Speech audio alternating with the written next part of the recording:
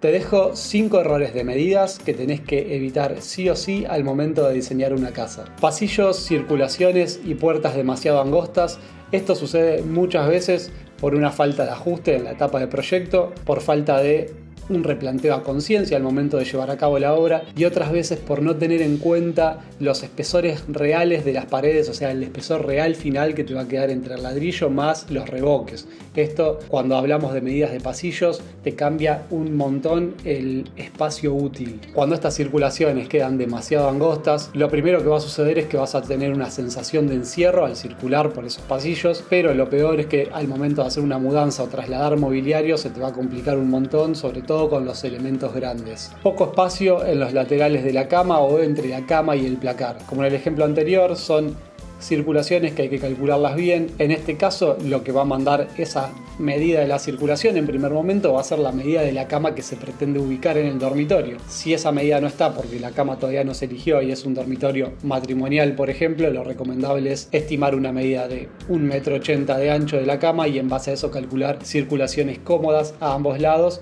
y dejar un poco más de espacio en el caso de que un lateral de la cama dé hacia las puertas del placar para tener un acceso más cómodo. Otro error muy común es proyectar la altura de las mesadas de cocina y de baños muy bajas. Tradicionalmente las mesadas se hacían 85 centímetros por una cuestión de herencia europea de mitad del siglo pasado. En base a eso, los artefactos cocinas empezaron a venir de 85 centímetros y eso era lo que de alguna forma mandaba la altura final de la mesada para que quede alineada. Hoy en día tenés la posibilidad de utilizar anafes de embutir y hornos de embutir, lo que te permite libertad de medida para este tipo de diseños. Lo recomendable, si bien cada cocina se va a diseñar a medida de su dueño, es que las mesadas estén más o menos entre 90 y 92 centímetros. Hay que tener en cuenta también si debajo de la mesada va a ir un lavavajilla. Por lo general son artefactos altos y tenés que tener una medida libre adecuada para que después se pueda instalar. Poca iluminación natural, y esto tiene mucho que ver con el tamaño final de las ventanas que se eligen para el proyecto.